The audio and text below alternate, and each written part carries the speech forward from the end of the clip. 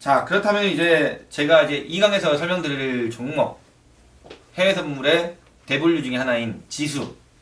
지수에는 굉장히 많습니다. 지수가 뭐, 보자 하면은 가장 해외 선물에서 가장 많은 종목 중에 하나라고 보시면 돼요. 왜냐? 지수가 미국 지수만 있는 게 아니라요. 거기 안에는 중국 증시도 있고, 홍콩 항생도 있고, 대만 갑군도 있고, 뭐 해외 선물로 들어가지는 않지만 우리나라 국내 증시 선물이 따로 있으니까 의미는 없지만은 일본 증시도 있고 일본 니케이도 있죠. 그리고 인도 센섹스도 있죠. 그리고 또 뭐 캐나다도 있고 호주도 있고 굉장히 많습니다. 하지만 여러분들이 주로 거래할 수 있는 종목들이 주로 뭐냐? 다우존스, 미니 다우존스, 그리고 미니 S&P, 미니 나스닥, 항생. 이렇게 뭐 미니가 아니어도 되고 미니여도 되고 어차피 똑같습니다. 자, 그렇다면은 주거래 지수 중에서 다우존스와 S&P, 나스닥, 항생이 있는데 그렇다면 다우존스가 뭐고 S&P는 뭐고 나스닥은 무엇이고 항생은 무엇인지 요걸 조금 알아보면서 넘어가도록 하겠습니다. 자, 다우존스, S&P, 나스닥 요거는 미국의 대표적인 세 가지의 지수라고 보시면 돼요. 즉 다우존스는 미국에서 가장 중요한 증시 중에 하나입니다. 지수 중에 하나예요. 왜냐? 미국의 30개의 대표 종목, 30개의 대표 종목의 주가를 산술해서 평균한 지수화한 거. 한마디로 우리나라 따지면은 코스피라고 말씀드릴 수도 있는데 우리나라 코스피라고 말하기엔 좀 애매한 게 우리나라는 특히 30개를 모아놔가지고 한 증시가 없어요. 우리나라는 코스피 200이라고 있죠. 물론 요즘에 코스피 100도 있지만은 우리나라로 따진다면 뭐 코스피 100에 가깝다 이렇게 보는 게 더 맞겠습니다. 그래서 다우존스 지수는 미국의 30개 대표 종목들을 묶어가지고 이걸 지수화한 것이라고 보시면 되고요. 가장 재무 구조나 기업의 영양 가치가 가장 튼튼한 이런 종목들만 모여 있다라고 보시면 됩니다. 그래서 다우존스를 거래하신 분도 많이 있지만은 다우존스보다는 S&P와 나스닥을 거래하시는 분들이 많아요. 왜냐? 다우존스는 포인트 자체가 움직이는 포인트가 나스닥에 비해서 굉장히 적습니다. 보편적으로는요. 그리고 틱 밸류에이션이나 움직이는 파동 자체가 조금 더 둔화되어 있죠. 자, 그거는 나중에 또 설명드리고요. 자, 그러면 이제 S&P 지수에 대해서 조금 설명해 드리도록 하겠습니다. S&P 지수는 이게 이제 우리나라 코스피 200이라고 보시면 돼요. S&P 지수가.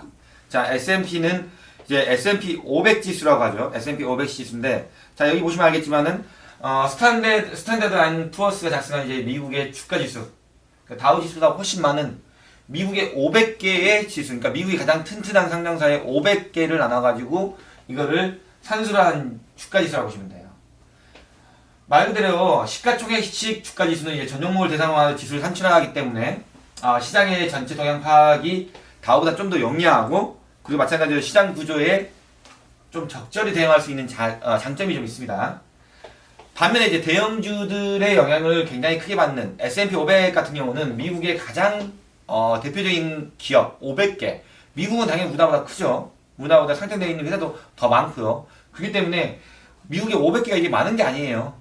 그죠? 우리나라 코스피 200이라고 하면 코스피 200개 종목인데 우리나라 여기는 S&P는 500개인데 우리나라보다 인구도 훨씬 많고 땅덩이도 훨씬 넓은 그런 나라에서 500개 대표 종목이라고 하면은 우리나라 코스피 200보다도 더 튼튼한 종목이라고 보시면 됩니다.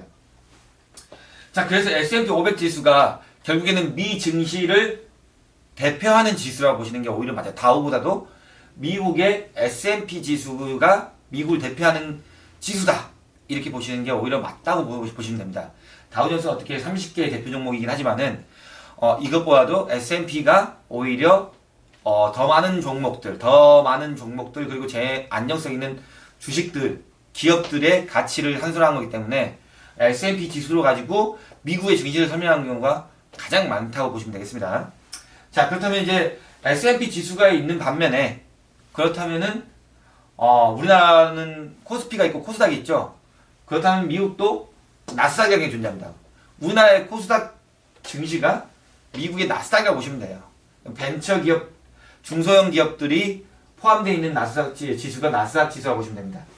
그래서 나스닥 지수는 일반적으로 주식을 장에서 거래하는 종목이라고 보시면 돼요. 하지만 장에서 거래해도 상장이 되어 있는 것들이기 때문에 나스닥 시장의 상장 지수인 거죠. 결과적으로 한국의 코스닥 지수하고 좀 비슷하다고 보시면 되는데 이 나스닥 지수가 요즘에는 사람들이 가장 많이 거래하는 종목 중에 또 하나일 수도 있어요. 왜냐? 나스닥 같은 경우가 상승률이 S&P보다 좀 더 높고 또 하락할 때는 S&P보다 좀 더 많이 하락하고 이런 게 좀 보편적으로 많이 나오기 때문에 아무래도 해외 선물 하시는 분들이 진폭이 적게 움직이는 것보다는 좀 빠르고 진동폭이 좀 빠르게 움직이고 자주 움직이는 종목들을 거래를 많이 하시죠. 그러다 보니까 나스닥 지수를 거래를 많이 하신다. 이렇게 보시면 되는데 나스닥 지수가 보편적으로 고점을 S&P나 다우보다도 더 빨리 갱신하는 경우가 많이 있다. 그래서 왜냐? 호가가 일단 가볍고 그리고 아무래도 거래 자체가 거래량을 수반하면서 움직이는 종목이 나스닥이 좀 더 빠르게 반응을 하기 때문에 나스닥이 보편적으로는 S&P나 다우보다는 고가 갱신 또는 저가 갱신 이런 거에 대해서는 좀 더 빠르게 움직인다 이렇게 판단하시면 되겠습니다. 그리고 저 또한 S&P보다는 나스닥 쪽을 좀 거래를 많이 하는 편입니다. 그 이유가 말씀드렸죠.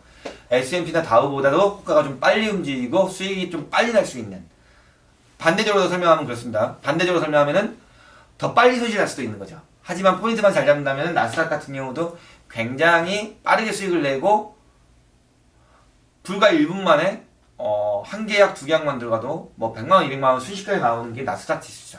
단 S&P나 다우존스는 1, 2분 만에 그렇게 나오긴 조금 어려운 그런 종목이라 보시면 됩니다. 좀 더 선방향적으로 먼저 움직이는 지수가 나스닥이다 이렇게 판단하시면 되겠네요. 자, 그러면 이렇게 미국의 3대 지수인 다우, S&P, 나스닥을 봤습니다. 그래서 S&P는 500개의 지수가 있어서 500개의 종목을 합산해가지고 상승한 거라서 S&P 500이라고 많이 칭합니다. 그렇게 보시면 되고요.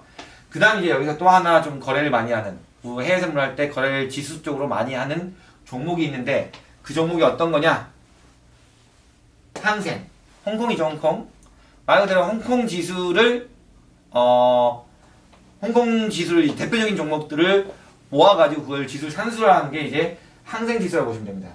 그러니까 홍콩의 항생 지수는 우리나라 코스피라고 보시면 되는데 말 그대로 어떤 거냐?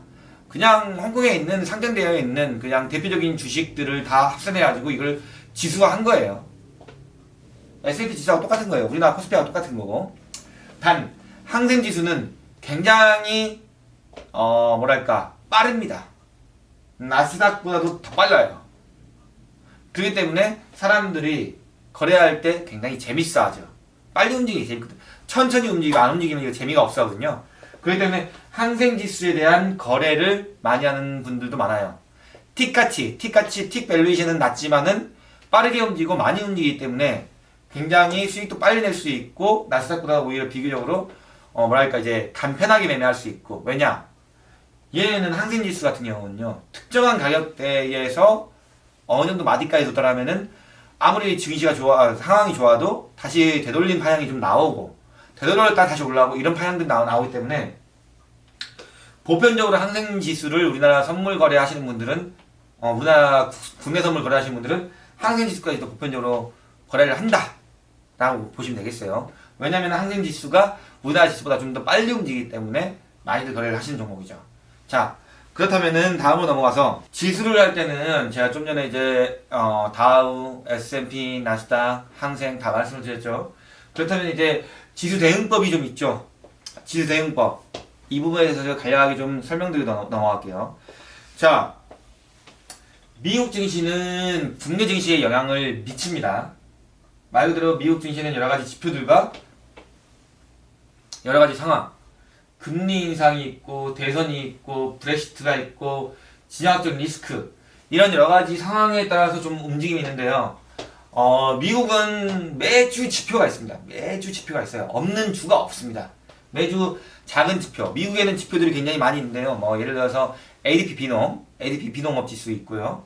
그리고 뭐 ISM 제조업 PMI, ISM 비제조업 PMI, 미국의 GDP, 그리고 실업률, 그리고 주택 판매, 그리고 주택 착공 건수 등등등 굉장히 많은 지표들이 있습니다. 그러다 보니까 미국에 매주 있는 이 지표들 따라서 미국의 증시 자체가 조금씩 오르락내리락을 반복을 하죠. 자, 이 지표들을 토대로 투자의 방법을 좀 할 수가 있는데요. 미 증시는 지금 역사적으로 좀 호황이에요. 지금은 코로나 바이러스 때문에 약간 미 증시가 주춤해 있는 상황이죠. 고점 나스닥 기준으로 9,750포인트를 달성을 하고 다시 지금 8,000포인트 근처까지 좀 밀리는 모습이 나왔는데요. 고가 대비 20%의 조정을 받았죠. 단기 조정으로 봤을 때는 고가 대비 20%의 조정이 나왔을 때 이걸 단기 조정으로 보는데, 여기서 더 내려가게 된다면은 중기 조정권으로 들어가는데, 딱 단기 조정에서 반등이 지금 나오고 있는 상태죠. 자, 그래서 미 증시들을 좀 보면서 우리나라 증시를 대응할 수 있는데요. 우리나라 증시가 원래는 예전에는 미 증시와 커플링 상태로 많이 갔습니다.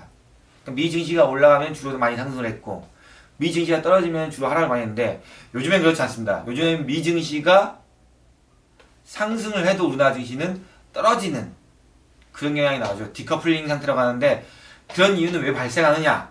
자, 미국은 지금 역사적으로 호황인 시기예요.